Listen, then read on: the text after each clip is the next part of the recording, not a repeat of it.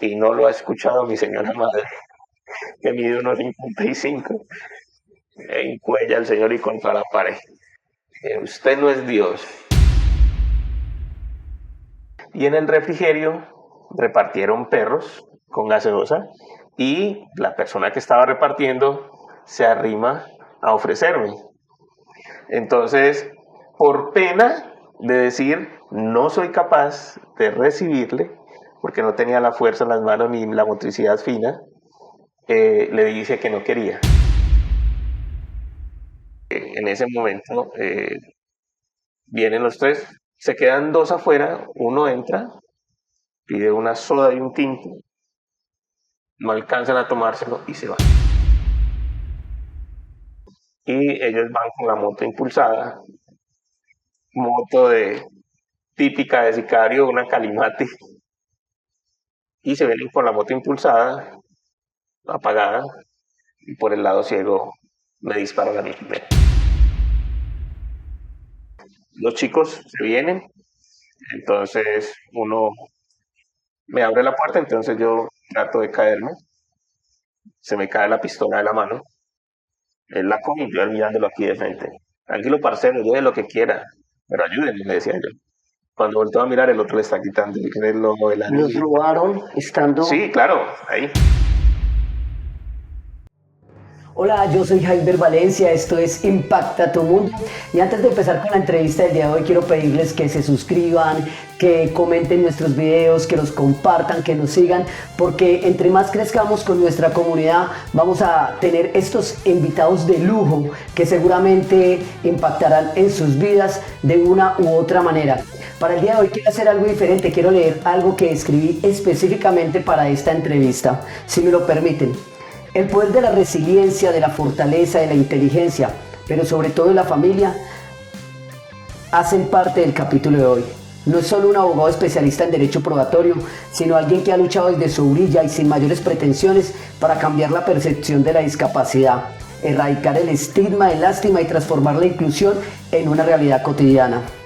Hoy nos honra con su presencia, no porque quiera ser visto desde el prisma del dolor, sino para compartir sus pensamientos y que cada quien escoja lo que quiera. A pesar de las dudas iniciales de compartir su historia, para mí su mensaje es poderoso. La discapacidad no es una debilidad, es una manifestación diferente de ser y estar en la vida.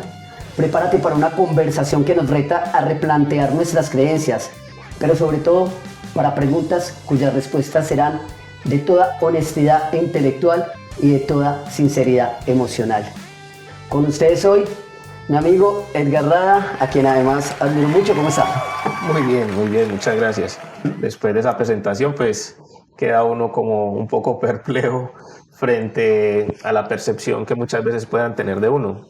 En ocasiones uno ni siquiera alcanza a dimensionar la manera como puede, de acuerdo al título de este podcast, impactar a otros y mucho menos pensar en impactar el mundo. Eso ya son palabras muy grandes. Sí, seguramente eso es algo, nos ha ocurrido con los invitados que hemos tenido. Simplemente nos dicen, no, es lo hacemos porque lo hacemos con amor, nos gusta trabajar en esto, creemos en nuestros proyectos. Hemos tenido pues invitados de diferentes ramas, de diferentes pensamientos, pero todos tienen como esa línea, ¿no? No creo que impacte el mundo, simplemente hacemos lo que hacemos, pero digamos que la percepción desde la comunidad, por ejemplo, y desde las personas, sí es así. Y voy a empezar con esta pregunta. Cuando yo lo invité a este capítulo, tenías un poco de reticencia, como no participar, y quiero que nos cuentes por qué. Primero porque, digámoslo, estar dentro de la moda, estar dentro de lo que todos vienen desarrollando como podcast, pues me parece que sería algo repetitivo, mucho más a través de redes sociales, a través de lo que se ve normalmente.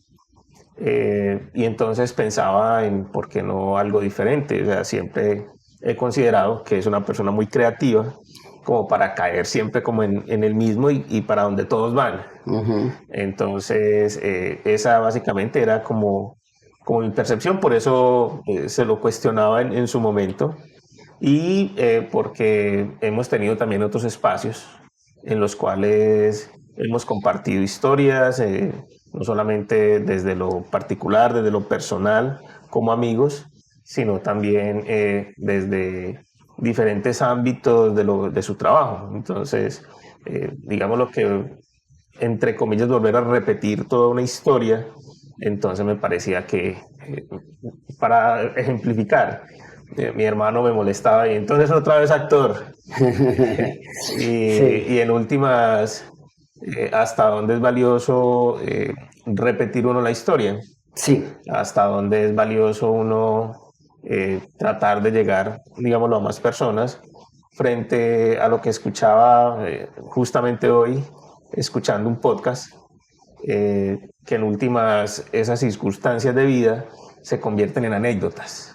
Entonces, contar esas anécdotas, no para que de pronto la gente haga lo mismo que uno hizo o reaccionar de la misma manera en que uno ha reaccionado, sino simplemente para que, como se dice popularmente, se tomen las cosas con beneficio de inventario y que cada quien tome lo que le pueda Lo que le servir. pueda servir tal como yo dije. Por eso dije que íbamos a tener la mayor sinceridad intelectual y emocional. Y precisamente pues yo considero que las historias, las mejores historias del mundo son repetidas constantemente, ¿cierto? Y sí, la historia yo me la sé, pero estoy seguro que muchas personas no y que cada quien tome lo que quiera. Vamos a empezar por algo. Yo conocí a Edgar en un proceso en una empresa privada, en un proceso de trabajo con comunidad en situación de discapacidad. Bueno, hay mucho lenguaje para utilizar, discapacidad con capacidades diferentes. Bueno, tenemos como muchos lenguajes, pero digamos que el proceso era eso. Cuéntanos un poco de tu proceso de discapacidad allí, es decir, de tu proceso de comunitario con las personas en situación de discapacidad. ¿Cómo ha sido ese proceso? ¿Cómo ha sido tratar de empoderar a las personas desde su trabajo, desde ser abogado, pero también desde su accionar como persona? Todas esas historias que han ocurrido alrededor de la comunidad en situación de discapacidad. Empecemos por ahí. Lo primero, hacer una, digamos, no sé, Ujú. para mí, mientras usted dentro de su lenguaje siempre anteponga lo que es el ser humano, la persona, va a estar correcto. Eso lo dijo pues igual la ONU dentro de la convención y demás de personas con discapacidad. En últimas es una diversidad funcional. Ujú. Dentro de las muchas capacitaciones en las que se dio la socialización, se hablaba de una frase que es normal ser diferente. En últimas, todos somos individuos y todos somos diferentes. Y hago esa pequeña introducción para saber cómo, o contar más bien cómo llegué a la parte del trabajo comunitario, que lo hice a través de un compañero, que fue compañero de primaria, Johnny Mulato Tazama, que en paz descanse, que se dio cuenta que yo había regresado de Medellín después de mi incidente, una herida con arma de fuego. Él también, perteneciendo al ejército, tuvo una lesión, quedó pues en situación de discapacidad.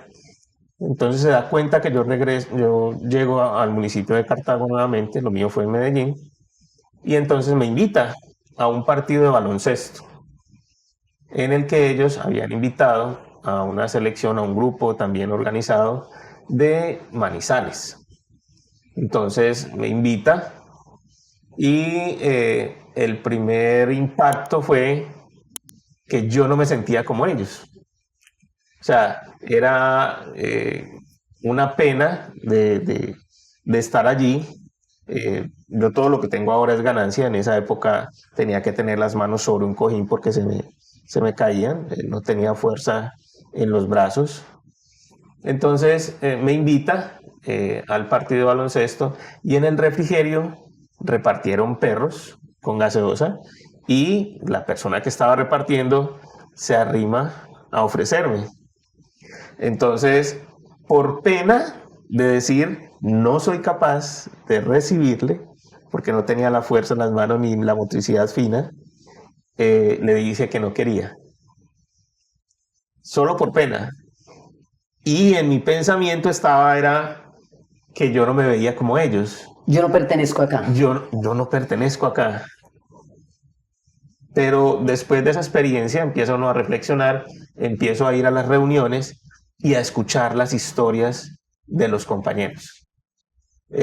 Adiscasir nace muy bonito por eso, porque era compartir experiencias, historias de vida y como lo decía ahora, de que cada quien iba dentro de su proceso, cada uno utilizaba un método diferente para eliminación vesical, para poder dar del cuerpo, todas esas cosas cada uno tenía o se había ido más bien adaptando a las diferentes circunstancias y a las posibilidades, porque dentro de lo que también se dio uno cuenta, dentro de ese proceso de conocer y de ese aprendizaje, es que todas las lesiones responden de manera diferente, sobre todo las lesiones con arma de fuego.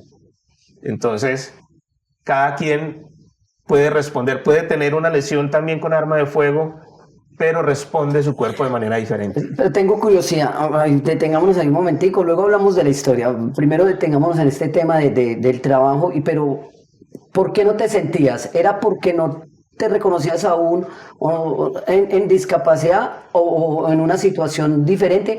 ¿O porque, o ego, o era porque yo soy, no sé, o sea, quisiera saber qué ocurría ahí? Eso es algo interesante. Aún no lo entendía. O sea, yo aún no terminaba de aterrizar de que estaba en una situación de discapacidad. No aterrizaba por desinformación, por miedo y porque todos recién, porque apenas llevaba algunos meses de haber sufrido la lesión, siempre era con la esperanza de que uno iba a volver a caminar. Entonces, por eso era la resistencia a sentirme identificado con ese tipo de población, porque yo en últimas pensaba... Yo saldré de esta, yo caminaré, yo no tengo por qué estar acá. No sé. Exactamente. Exactamente. ¿Crees que eso se puede trasladar a muchas situaciones de la vida,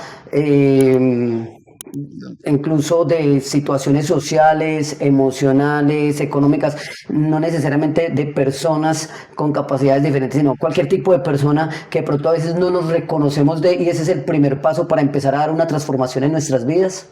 Se escucha regularmente que no somos empáticos, de que podemos ver a alguien en una situación difícil o demás y ni siquiera nos identificamos con ella. O sea, la naturaleza será o no sé qué será.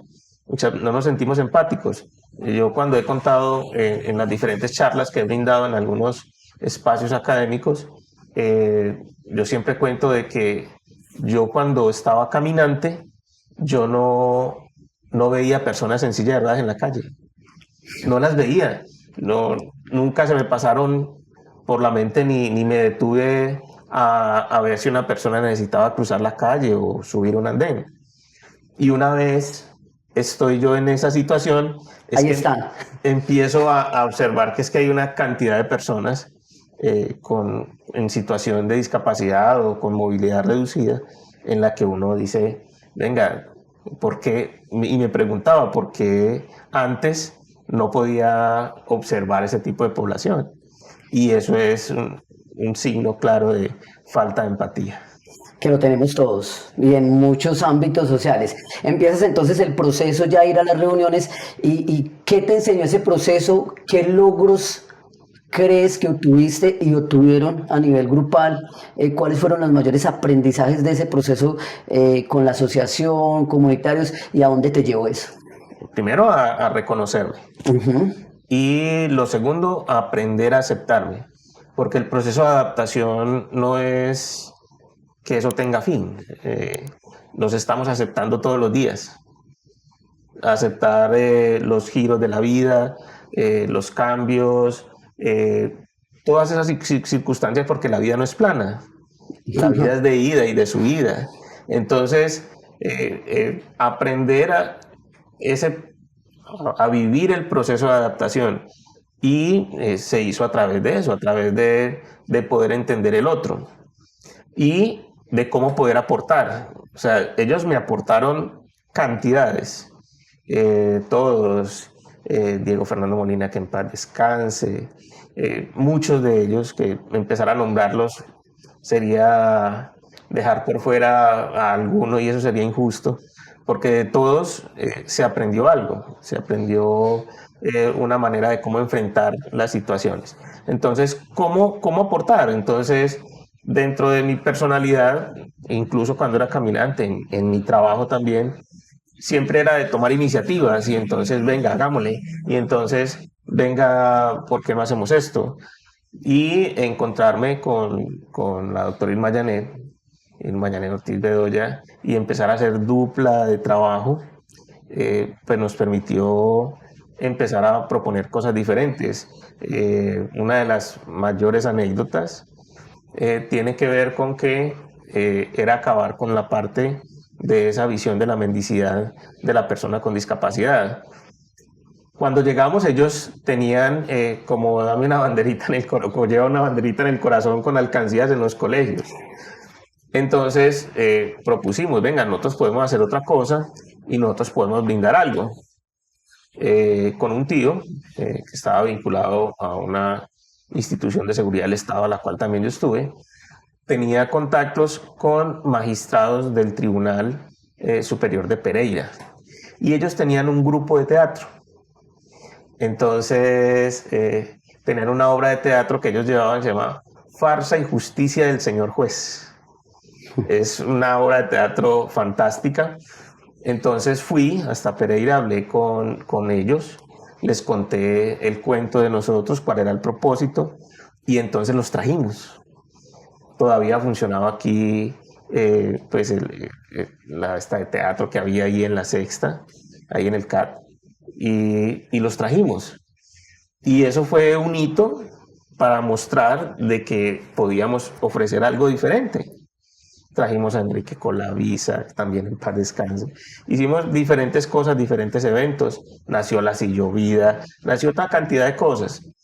Pero esa fue un hito porque primero convencimos a personas de ese nivel.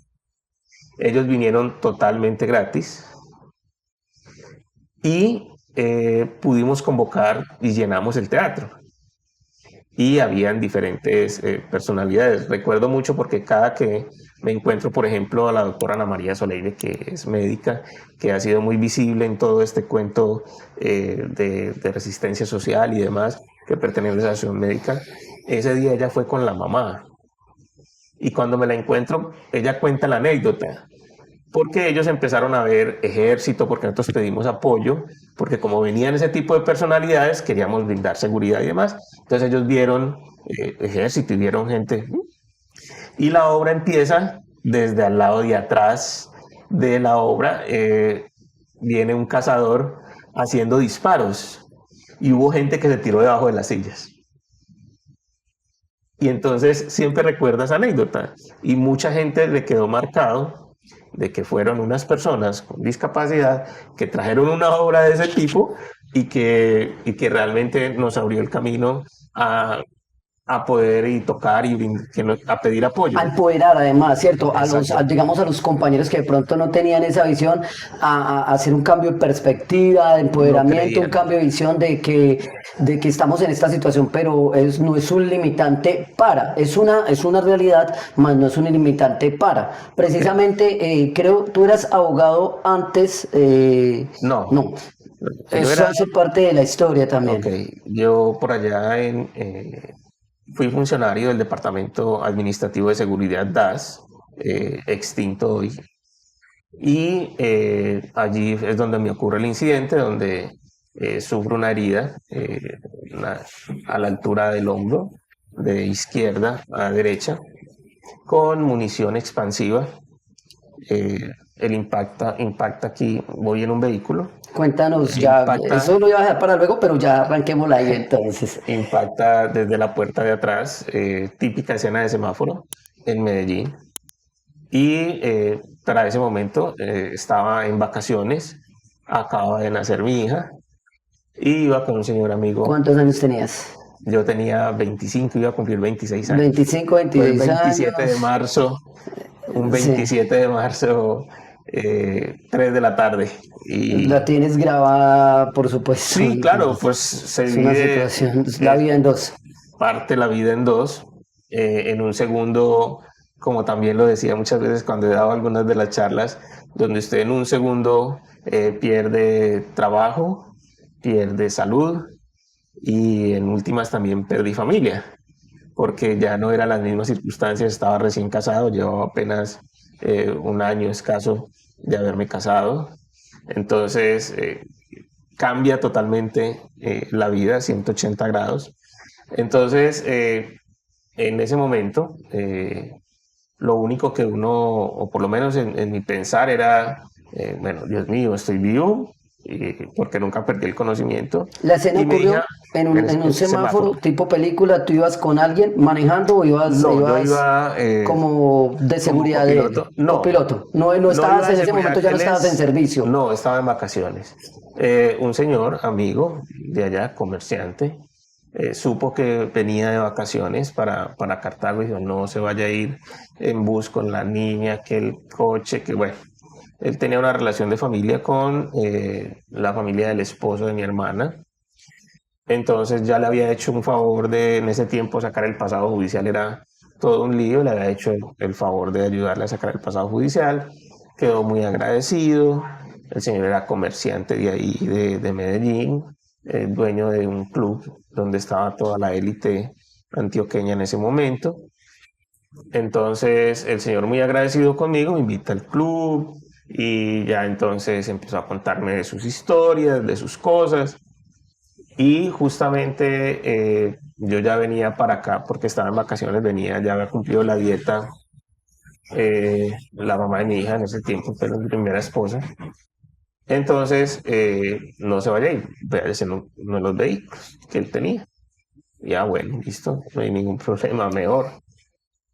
Y ese día fui a revisar el vehículo para madrugar, entonces iba a llevarlo a que lo revisaran y demás. Entonces voy hasta donde él y me dijo, el señor que me debe el dinero me llamó, yo tengo temor de que venga a mi casa, le dije que nos encontráramos en un romboy de Santa Gema y en Medellín. Y entonces yo lo acompañé. Yo tenía una pistola Beretta, el señor tenía un revólver y fuimos, pero no era, digamos, lo que fuera esquema de seguridad del señor, ni mucho menos, sino que fue más De amistad. de amistad que fuimos a la situación. Y paréntesis, algo que era muy de nosotros en esa época, por la formación que tuvimos y nuestro lavado de cerebro que nos hicieron en la academia, en la formación de edad y demás. eh, y tanto ver caer compañeros, pero uno nunca se vio en esa situación. Eh, yo siempre Además, también lo cuento. perdón, sí, pero no se te olviden, digamos, además que estamos hablando de la Sí, época, creo, de Pablo sí, Escobar o hacía poco ya lo posterior, había allá, pero estábamos en esa recién. época reciente tan fuerte en Colombia, Ok. donde pagaban por dar de baja policías, personas del Estamos DAS. hablando de 1996, Pablo Escobar Tú habías vivido toda esa toda la parte temporada del como 91, oficial del DAS, detective agente. detective agente del DAS. Entonces, en esa parte, uno, digámoslo, como hago la introducción cuando daba las charlas en algunas instituciones, solamente piensen en un muchacho de 20, 21 años con una Prieto Beretta, dos proveedores en la cintura, con una placa que le da poder y montado en una camioneta cuatro puertas. ¿Qué puede hacer esa sola imagen en la mente de una persona y que ha tenido una formación en una academia de un organismo de seguridad del Estado? Entonces, en últimas, uno se creía en su ego un Superman, uno era un salvador y entonces uno, vamos para esta, uno iba sin siquiera dimensionar Nada me va a nada. pasar, nada me va a Exacto. pasar. Yo soy como decimos acá, o muchos pelados que andan por ahí, yo soy el más, pues Exacto. simplemente a mí nada me Entonces, pasa. exactamente. Entonces, esa situación pues lo llevó a uno a decir, vámonos, yo lo acompaño para que hable con el Señor y van a cuadrar cuentas. Y, y arranca toda la historia, que arrancó a más o menos 11 de la mañana. Eh, vienen estando en una cafetería en ese Romboy ahí de Santa Gema. Ellos empiezan a arreglar sus cuentas. Yo ni quise sentarme con ellos, pero 11 de la mañana no había nadie, solamente ellos. Cuando veo venir tres jóvenes, tres muchachos, y de inmediato se me prendieron las alarmas. Entonces eran dos puertas y entonces yo me alisté y me hice por una de las puertas. Alcanzo a hacerle señas a don Pedro Julio. Le alcanzo a hacer señas y me alisto por la otra puerta, a la mano de Dios. Que eso es de las otras cosas que son paradójicas en esa época de violencias y demás, que era no solamente muchas veces agresivo o casi que victimario, a muchas veces pasar a ser víctima y todo el mundo encomendado al A mismo Dios, Dios, todo el mundo encomendado al niño Dios. como las películas Tanto famosas. digámoslo así, el sicario, el agente, el investigador, Okay. todo el mundo. Entonces, en ese momento vienen los tres, se quedan dos afuera, uno entra, pide una soda y un tinto, no alcanzan a tomárselo y se van. Entonces, más signos de alerta. Terminan en discusión ellos dos, se va el señor, entonces le digo, ya, esperemos que esto está malo. Ya se dieron 1 de la tarde, unas pasaditas. Salgo, reviso, miro, no veo nada sospechoso. Me dice, mijo, a las 2 tengo una cita en el banco, en ese tiempo Bancoquia. Mire, que es que él en el club había hecho un edificio y era para amoblar ese edificio. Y listo, hágale, no hay ningún problema, yo lo acompaño. Lo acompaño hasta el banco, llegamos todo el tiempo con la pistola en la mano y pendiente. Llegamos allá, yo me bajo de la camioneta, él se queda en la camioneta y todo el tiempo maluco. Llegó el ingeniero que había hecho eso allá y no sé qué.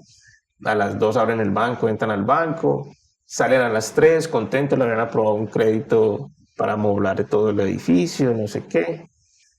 Y 3 de la tarde, antes de las 3 de la tarde arrancamos. Dejamos al ingeniero en la oficina.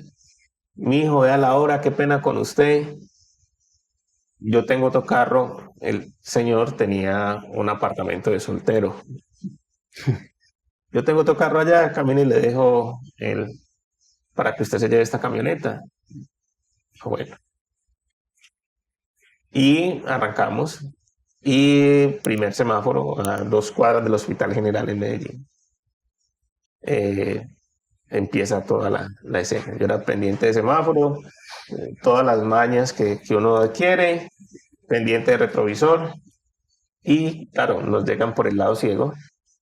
Y por eso después alguien contaba que presenció la escena, de esas casualidades que se encuentra uno con la gente.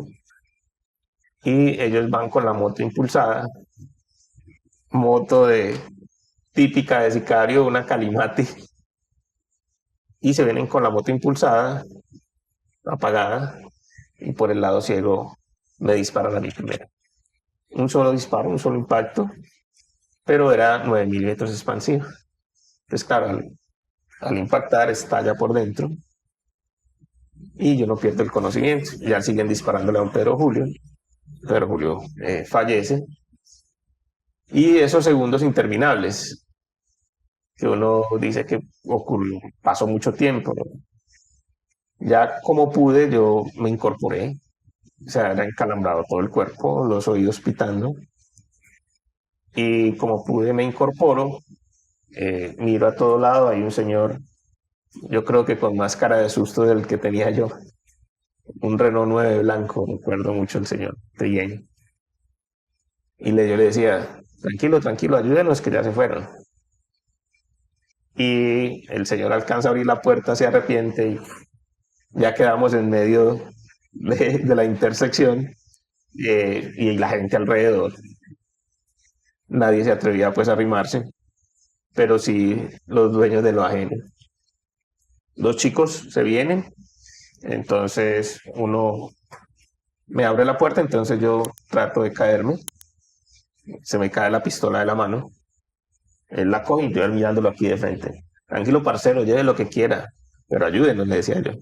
Cuando volteó a mirar, el otro le está quitando el reloj, el Los anillo. robaron estando... Sí, claro, ahí. Entonces, yo los miraba, les decía, lleven lo que quiera, pero ayúdenlos. Entonces ya una señora, escuché la voz de una señora, ayuden a ese muchacho que está vivo, ayuden al muchacho que está vivo. Entonces los muchachos se abren, arriba una camioneta Lu de Platón, entonces como bultico de papas al volco. Entonces yo le decía al muchacho también pálido, dice, los sustos, o sea, las caras, no se me olvidan los rostros. Sí. Entonces yo le decía, estíreme los pies, le decía, estíreme los pies. Entonces yo, como pude, miré y tenía los pies estirados, entonces me calmé. Pero era la sensación porque como iba sentado y encalambrado todo el cuerpo, claro, había cogido la arteria subclavia, el impacto quemó la pared de la médula, quedaron incrustadas esquirlas en la médula, cogió el pulmón derecho. Entonces, ya, listo, llegamos ahí a 2 cuadras que estábamos del Hospital General, entramos por urgencias y lo primero que se me arrima es el oficial de policía que estaba allí de turno. Me le identifiqué, le dije que estaba en vacaciones y que llamara al inspector diario del DAS, de la seccional Antioquia, donde estaba.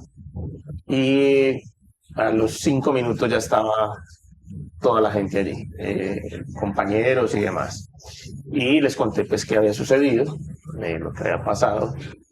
Siempre uno, con su formación, yo, número de placa, el nombre del señor, con el que habíamos estado reunidos, etcétera, todo. Los datos de lo que había sucedido también. Entonces en ese momento, detrásito de mí entraron con el señor, con don Pedro Julio, y les dije quién era, que llamaran a la sobrina que era la mano derecha de él, le di también los números de teléfono y en ese momento pues entra todo el caos porque llega la sobrina y empezó a gritar que no me estaban haciendo nada, que no me estaban atendiendo. Entonces entran los compañeros esgrimiendo armas y demás, ya, eso fue toda una locura. Pero era porque ya me habían hecho la prueba que hacen de neurología, que es que le entierran a uno una aguja en la planta del pie y al no tener reacción, entonces hay una lesión neurológica. Y por eso hasta que no llegue el especialista, entonces no le tocaban a uno nada más. Pero eso en momentos de caos y demás, eso no se entiende y los médicos ya se enojaron y no iban a atender a nadie más y no se salía toda esa gente que estaba allí. Y pues ya se empezó a calmar las cosas. Ya pues llega la noticia aquí a Cartago, donde estaba pues la familia. Cuentan que mi mamá salió corriendo. Ya entonces a alistar todo para viajar. Llegaron mi papá y mi mamá, llegaron a eso de las 3 de la mañana a Medellín. Y yo calmándolos, no, tranquilo, o sea, yo sabía que estaba herido. ¿Usted todo el tiempo consciente? Todo hasta que llegaron sus padres y todo. No, siempre he estado consciente. Yo solamente de todo este proceso, eso fue en marzo, para época más o menos de Semana Santa, que me doparon porque empezó a darme ansiedad, porque ya no alcanzaba la respiración, entonces me colocaron algo en la boca para poder entubar. Entonces empecé a morder con fuerza y ahí fue donde me doparon, como 8 días nada más. Pero yo todo el tiempo estuve consciente, entonces ya calmándolos a ellos, y yo sabía que estaba herido, pero no sabía que estaba tan grave, porque yo inicialmente movía las manos, o sea, encalambraba el cuerpo, pero movía las manos. Entonces, ya dentro de todo ese proceso de ya con mis papás allí también, ya a los poquitos días también llegó mi hermano, ya empezó pues todo lo que fue ese rodear la familia, rodearlo a uno. Entonces en realidad por eso lo de la introducción no lo esperaba, pero es así, o sea, si no fuera por la red de apoyo que uno tiene o siempre ha tenido y sigue contando con ella, si no fuera por esa red de apoyo, nada de lo que es hoy después de 28 años no fuera posible. ni lo que vino después, que fue todo ese proceso de recuperación, todo ese proceso de poder entender todo esto, de poder uno aceptar y seguir en ese proceso de adaptación.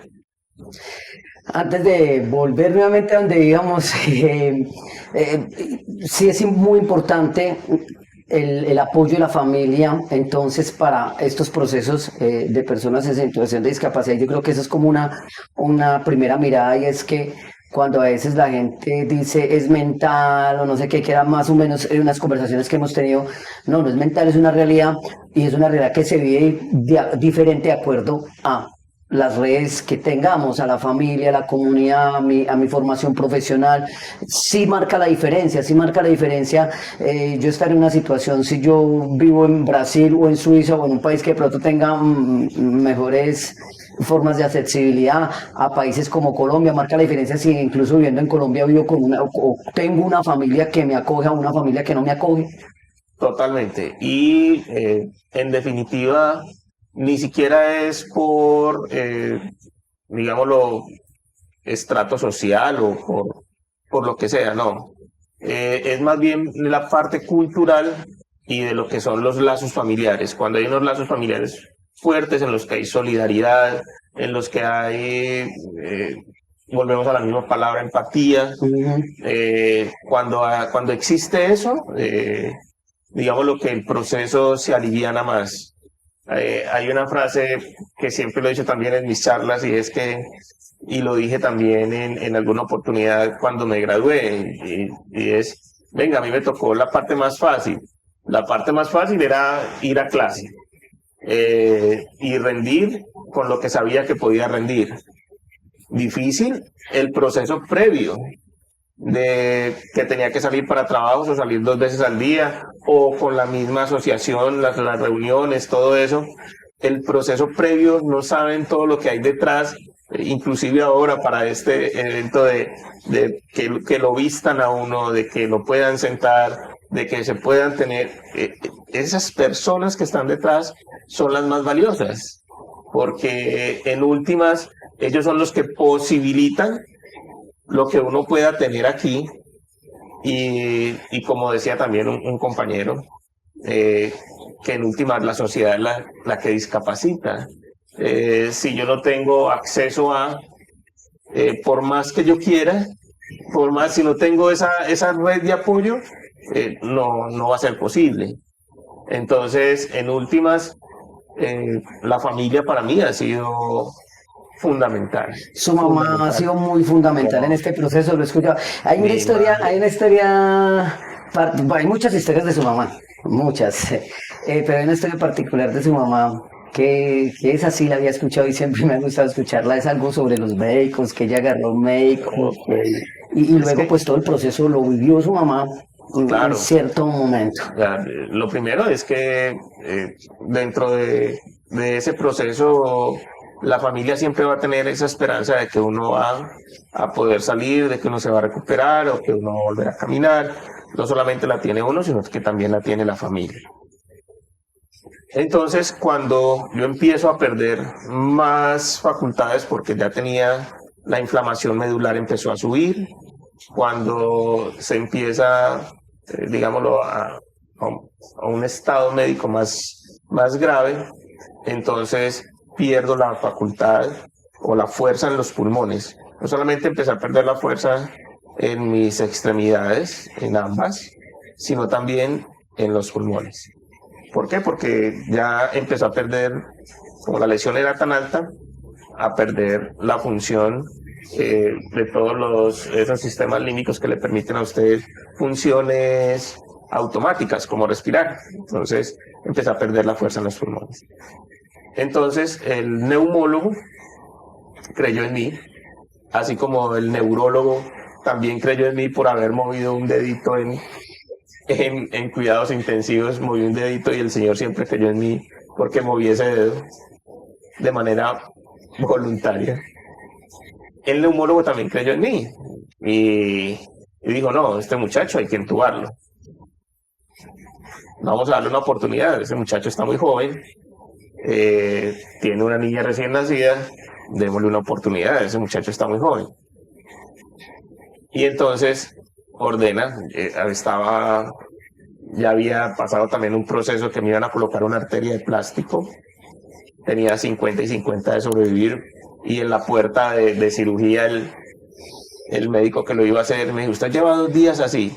Y dije, sí señor, venga, no, usted se le mide, yo tengo un amigo especialista en arterias, se le mide y esperamos que él lo revise para otra alternativa, para no cambiarle, porque usted eso dentro de 5 años toca volverle a cambiar esa arteria. Y tiene 50 y 50. Y le dije, hágale. Yo espero. Eso fue tipo 8 de la noche, a las 5 de la mañana estaba el especialista allí.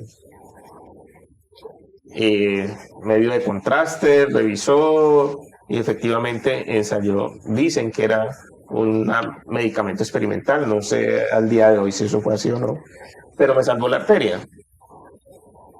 Pero a la par empezó a crecer la inflamación medular, entonces empecé a perder funciones, ya no era solo los circulatorios, sino también perder las funciones en el pulmón. Entonces ordena que me entuben, y en ese momento estaba en la cardiovascular, me vuelven a pasar para el pelotón, y cuando llego allá, el médico intensivista que me recibe dice, no, ese muchacho se le van a ir muriendo los órganos internos.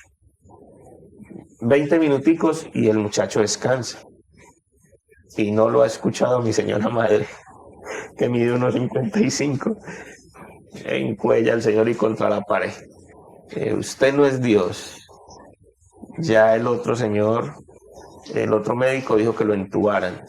Pero es que mire, que es que le va a tocar limpiarlo, que es que yo le hago lo que tenga que hacer. Pero usted no es Dios. Y ya el otro médico ordenó que lo entuben.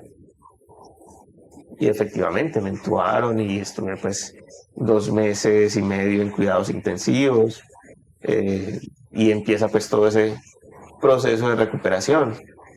Un momento también muy álgido que marcó también fue que los médicos empezaron a decirle a la familia, porque empezó a ir una psicóloga, que no me prepararan a mí, que prepararan a la familia para despedirse. Y ninguno de la familia fue capaz, solo la mamá de mi hija fue la única que fue capaz de decirme, yo cuido a la niña y demás, pero de resto ninguno fue capaz de tirar la toalla y de decir, tranquilo, estoy preparado para que se vaya. Sí, ninguno fue capaz, ella sí lo hizo. Y eso también marca lo que es la fuerza de los lazos, y uno puede hablar muchas cosas de excusarla por la juventud que tenía, por muchas cosas.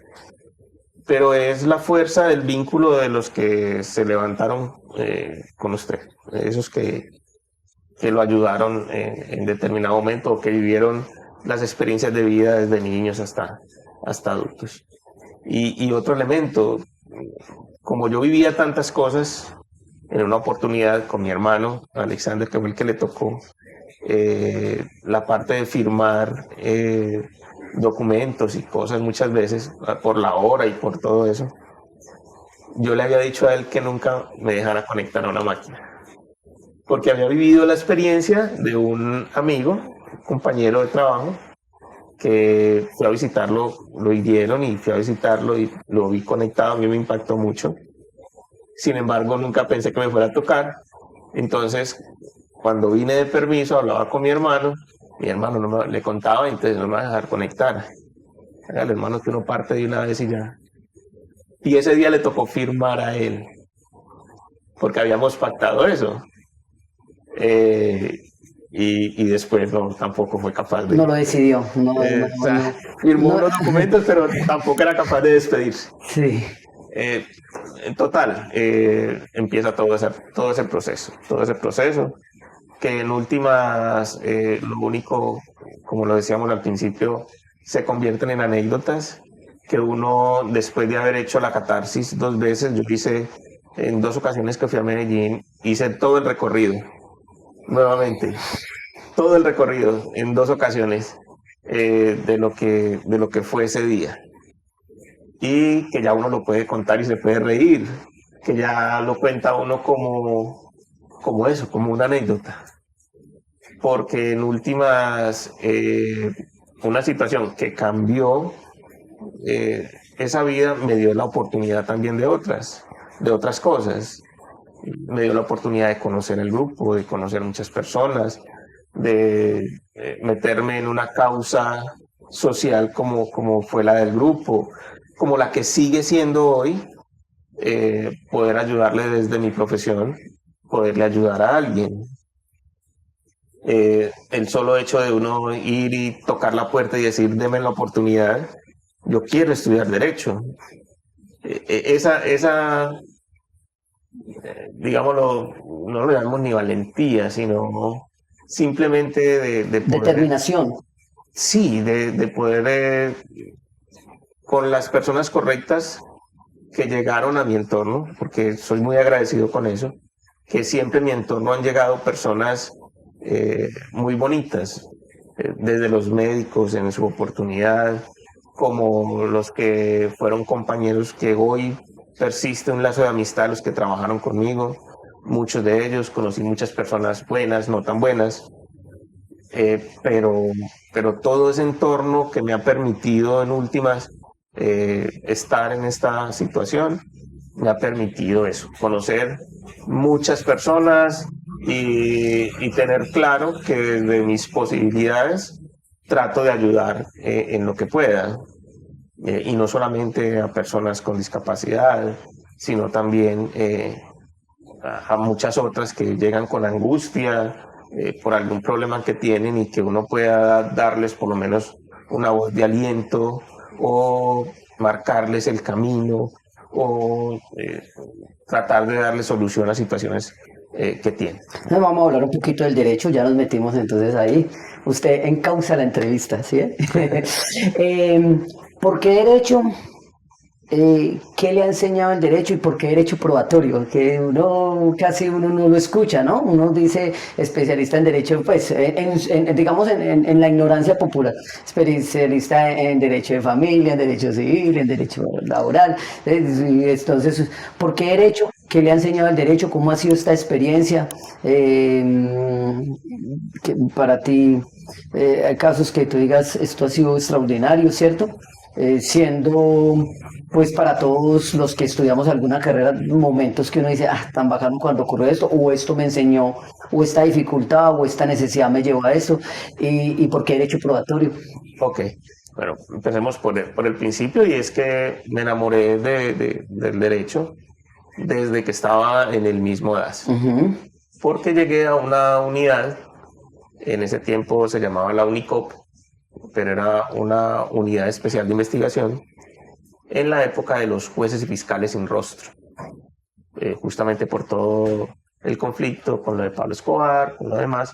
Entonces estaban matando jueces, fiscales, y esa unidad lo que hacía era llevar todo el acervo probatorio para esos jueces. Entonces nosotros como personal investido con facultades de policía judicial, a nosotros nos llegaban los expedientes y nosotros adelantábamos toda la parte probatoria. Y ahí me enamoré del derecho, justamente por un jefe que teníamos, que él siempre decía, el doctor Muñoz, le perdí el rastro, el doctor Muñoz siempre decía que él había estudiado ya siendo muy adulto y que en cada reunión en la mañana que hacíamos era una clase de derecho. Entonces, desde ahí ya venía uno con la idea, ¿cierto? Yo intenté muchas cosas, yo intenté quedarme en el DAS, pero como le digo, si estuviera como ahora, hubiera sido más posible, o tener más posibilidades más bien. Traté de quedarme como analista de documentos, con todo lo que había aprendido, y traté de quedarme, no fue posible. Por ley entonces me llaman a pensionarme y demás, entonces ya tengo que regresar a Cartago. Arranco todo el proceso con Adiscasir y estando en Adiscasir me regalan una silla eléctrica.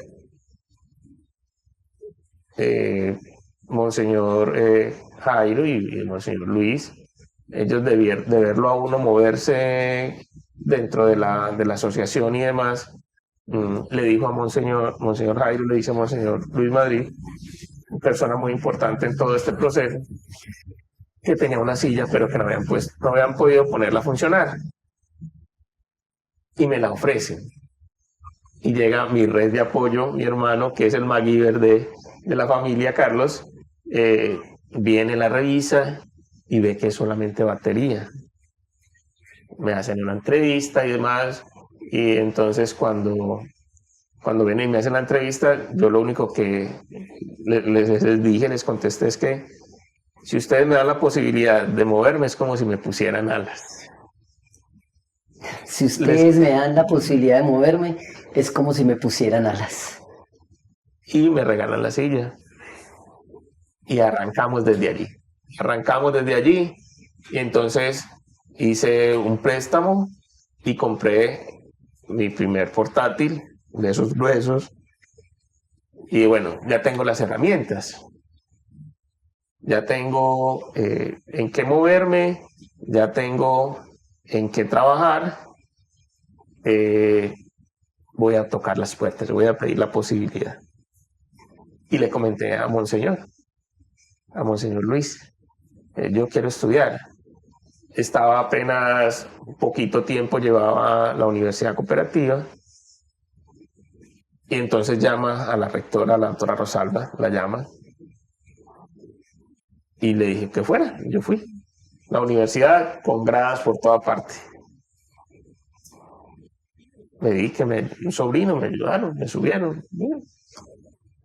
¿Tiene para la inscripción? No tengo. Ya bueno, yo la doy. Me la dio la doctora Rosalba. Y así empezaron todos los hechos que fueron dándome la posibilidad de arrancar, de estudiar Derecho. Creo que luego incluso por el hecho de tú estar allá y a partir de tu mismo liderazgo la universidad se transformó a un espacio más incluyente, es la palabra, o con mejores accesibilidad. Accesibilidad, mejor sería esa la palabra. Sí. Ahora que habla de incluyentes, me acuerda de la frase de Monseñor, dice que esa palabra no debería existir. Porque por el solo hecho de ser humanos ya todos estamos ahí, que eso ni siquiera debería existir. Entonces, yo arranco y como siempre, fue muy curioso porque para ese mismo semestre, otro compañero, Rolando, también en silla de ruedas, y una niña con discapacidad auditiva, arrancan también en ese mismo semestre. Entonces fue muy... Rolando era más beligerante, más... Y venga, no, vamos a crear la necesidad. Vamos a crear la necesidad. Entonces lo primero es que me dijeron, no, si quiere, no venga los que mientras arreglamos. Y entonces, no, venga, yo vine a estudiar. Entonces, llevamos unas tablas, unas teleras que iban hasta la mitad de la calle, parábamos el tráfico y nos subíamos por esas tablas, esas gradas. Ya hicieron fue unas rampas que eso no eran rampas, sino un matadero para los caminantes también. Y por un evento en el que esas tablas estaban detrás de la puerta, un sábado entra la rectora y movió la puerta y se le vinieron las tablas y la golpearon en la cabeza. Entonces, ese solo hecho ayudó a que se empezaran a, por lo menos, ser accesibles. No son unas rampas muy técnicas, pero por lo menos era accesible. Con ayuda era más fácil. Ya pasaron la biblioteca también para la sede principal porque estaba al frente. Y se empiezan a dar unas transformaciones. Transformaciones que posteriormente me permitieron luego ser docente de la universidad. Ahora bien, ¿por qué derecho probatorio? Porque se dio en la coyuntura del cambio del Código de Procedimiento Civil a Código General del Proceso. Entonces, en esa coyuntura, a pesar de que la parte probatoria hace parte también de la parte procesal, se da esa circunstancia de, por lo menos, especializarse en algo que es un adagio dentro del mundo del derecho, y es que dame la prueba y te daré el derecho. Entonces, el poder hacer la abducción de la prueba, hacer todo el camino de la prueba, desde lo procesal, se convirtió en una especialidad que lo brindó también la misma universidad y que pude aprovechar, y por eso me especialicé en ello. Yo sé que tal vez no es la mirada que te gusta, pero yo la hago porque sí lo es, ¿cierto? O sea, sí es la percepción desde afuera, es decir, no tenía la plata, pero soy sincero, no tenía la silla de ruedas, pero arreglémoslo, no tenía el computador, pero hoy toco puertas, es decir, no tenía, pero hoy, no tenemos accesibilidad, pero generemos la necesidad y termino siendo docente, termino estudiando una especialización. ¿Crees que falta determinación en las personas?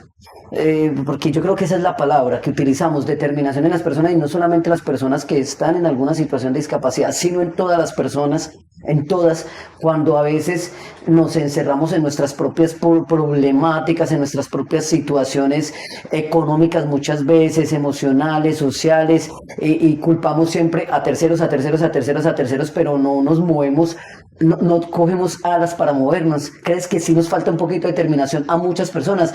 No estoy diciendo es que sea algo extraordinario, pero sí también es muy ordinario ver en la mayoría de las personas la falta de determinación y el señalar, señalar, señalar y juzgar. Bueno, pienso que más que tener determinación, pienso que es un asunto de personalidad y de estructura de las personas, en el entendido de que no todas las personas eh, se levantaron dentro de un ámbito cultural en el que no se permite el miedo, porque basta con que pensemos a los niños, o que no sabemos ni siquiera, o no nos atrevemos siquiera a preguntar, que no nos atrevemos a, por el miedo al bullying, por el miedo a que nos digan o que la pregunta no sea lo suficientemente interesante, y desde la misma formación, en la casa, en el colegio, no nos atrevemos. Entonces, más que determinación o de tener esa capacidad de atreverse, pienso que es más una parte estructural. Me cuentan mi mamá que yo desde niño siempre fui muy preguntón, y esa particularidad pues me ha permitido poder vencer el miedo sobre todo a eso, a preguntar, a hacer preguntas. Ahora nada más al principio pensábamos o decíamos, estábamos comentando de una frase que había colocado por allá en agosto del año pasado en el Facebook, que la repetí el día de hoy, en cuanto a que no podemos tener respuestas correctas si no hacemos la pregunta correcta.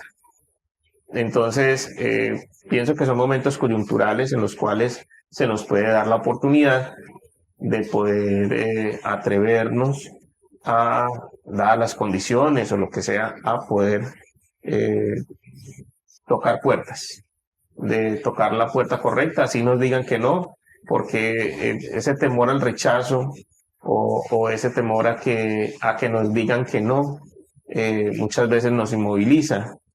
Entonces, por eso el miedo tiene esas dos connotaciones. Tiene esa connotación que en determinadas situaciones de peligro nos permita huir o reaccionar, o en otras personas simplemente las paraliza. Muchos de nuestros compañeros se quedaron encerrados en cuatro paredes, nada más por el qué dirán, o porque las mismas familias tenían esa concepción de lo que hablábamos inicialmente también del pobrecito, o de que nos señalen, de encontrarnos con gente imprudente, con gente que tal vez por desconocimiento o por ignorancia empiezan a dar por sentado, dar por hecho que porque esta persona está en determinada situación, entonces responde de tal manera. Y recordaba a Waltiño, a Walter, que en paz descanse, en el que muchas veces la gente se abstiene de que le ayude en la calle porque ni siquiera pregunta cómo le puedo ayudar. Entonces, cuando no hay esa comunicación, pues si no hay comunicación, no hay comprensión. Si no hay comprensión, entonces tampoco hay empatía. Y entonces, mucha gente quiere ayudar. Y por eso la palabra clave sería solidaridad. Y, y si esa solidaridad no es bien llevada, pues entonces se va a convertir antes en algo contraproducente. Y es de lado y lado. Hay muchos compañeros que se sienten, o personas con algún tipo de limitación, que se creen muy independientes y rechazan la ayuda, pero la rechazan porque hay miedo de ambos lados. Entonces el miedo no nos permite comunicarnos bien, y si no nos podemos comunicar, no nos entendemos, y si no nos entendemos, no hay empatía, y entonces no nos vamos a poder entender para que se dé una solidaridad efectiva. Me encanta eso y como lo dije en la introducción, desde mi punto de vista, es una historia, toda la suya, es una historia que lo ayuda a uno a cambiar de percepción, a tener otras miradas, y aquí encuentro otras miradas. Cada que converso con usted encuentro otras miradas, y aquí hay una mirada de bueno, más allá de la terminación es perder el miedo, y si tengo miedo no importa, no paralizarme, seguir, tocar las puertas, pero a la vez también la sociedad ser más solidaria, más amorosa, más comunicativa, cambiar esas miradas de qué pesar, ¿cierto? O esas miradas, como lo decías ahorita, ni siquiera existen, sino simplemente estamos ahí todos. Y hay una frase que me acordé, que no sé si es tuyo, de quién es, pero la decías mucho antes, no estamos para... No estamos para competir, sino para hacer la diferencia. No estamos para competir, sino para hacer la diferencia. Y yo creo que eso marca esa respuesta, y marca todo lo que debería ser la vida de uno, ¿no? Totalmente. Yo pienso que como individuos no podemos ni siquiera imaginar cómo van a reaccionar las personas, ni como lo decíamos al principio también, ni cuánto de lo que yo pueda compartir con usted lo pueda tocar. Todo es con un beneficio de inventario. Eso también me lo dio la academia, el haber dado clase. Después uno se viene con el tiempo a dar cuenta hasta dónde cada clase, cada compartir del conocimiento pudo haber llegado a las personas. No alcanzamos a dimensionar. Y con el tiempo, cuando uno se los vuelve a encontrar, tienen también esas percepciones diferentes de cada cosa. Uh-huh. Por ahí un muchacho, por ejemplo, que me encontré en una diligencia de secuestro, el muchacho trabajando para unas personas que hacen toda esta parte de secuestres, me dijo: profe, es que usted alguna vez me comparó con un humorista en una intervención que yo hice, y él lo tomó por ese lado, pero yo lo que le decía era que había hecho la intervención como Hafid, el que es conferencista americano.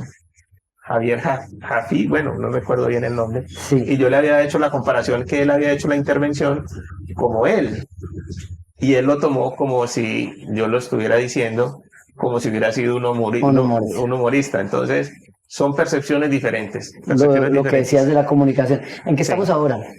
Nada, investigando, litigando. Como lo he dicho siempre también, la investigación para mí es un chicle, es casi que un hobby, porque con el tiempo he descubierto que tengo cierta habilidad de lo que algunos llaman hipertexto, que simplemente es conectar algo que dice por aquí con algo que dice por acá, con algo que dice por allá, para aterrizarlo en una situación particular.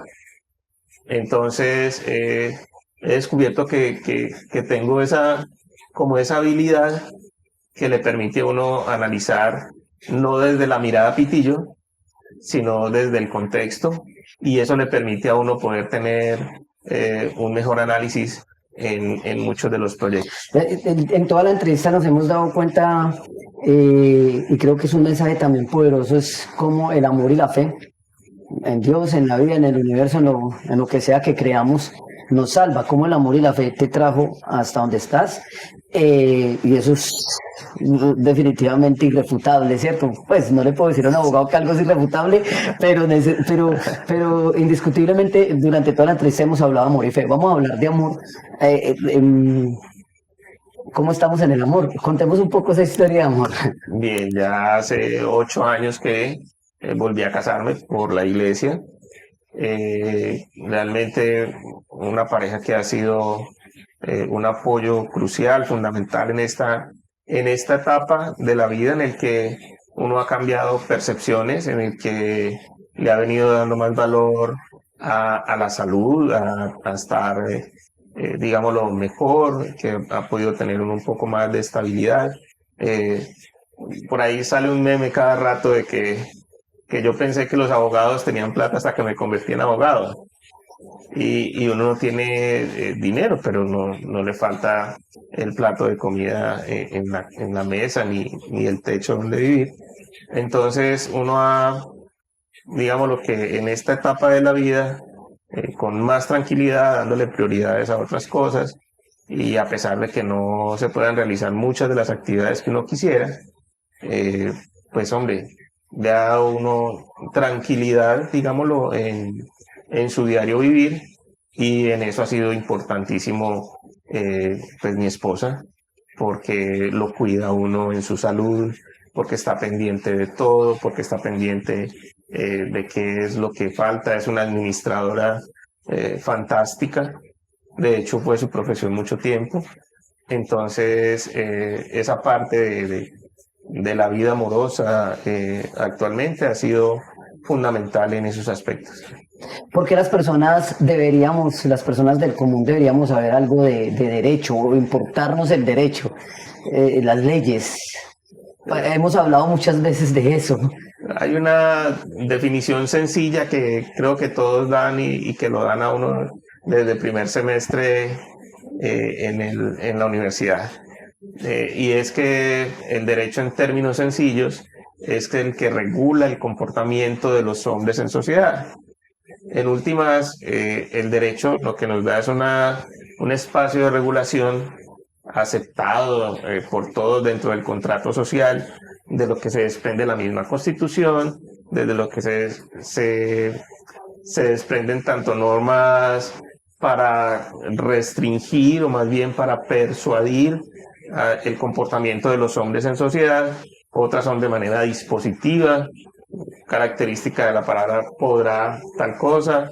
Entonces, en ese sentido, nos permite, en últimas, aunque sea, para decirlo coloquialmente, aunque sea para conocer a qué tenemos derecho, o por lo menos para conocer cómo me puedo defender cuando se están transgrediendo esos derechos, cuando es, siempre también lo he dicho en muchas ocasiones, saber cuál es el verdadero de la función pública. Por ejemplo, el funcionario público está para el servicio de la comunidad y no para que no viceversa. No viceversa. Contaba un colega que tuvo un incidente con un abogado de una aseguradora, lo estrellan, llega ese abogado y llega ¿en qué le puedo colaborar? Y venga, es que usted es un funcionario que viene representando a la aseguradora, acaban de estrellarme el carro, acabarme con el carro, ¿cómo es en qué le puedo colaborar? Entonces la frase no es venga, dentro de las circunstancias del accidente, venga para que no inmovilicen los vehículos, venga. No, y se acostumbran a eso, y hay muchos funcionarios, ¿en qué le puedo colaborar cuando lo que deberían hacer es cumplir con su función? Y si desconocemos eso tan básico, que es que un funcionario está para cumplir con su función, entonces es cuando nos atropellan, y entonces es cuando hay corrupción, y entonces es cuando hay que pasar el billetico para que me atienda, y es cuando, o sea, se desprenden una cantidad de situaciones, solo por desconocimiento. Yo creo que podríamos hablar 3 horas más, pero el tiempo no nos da.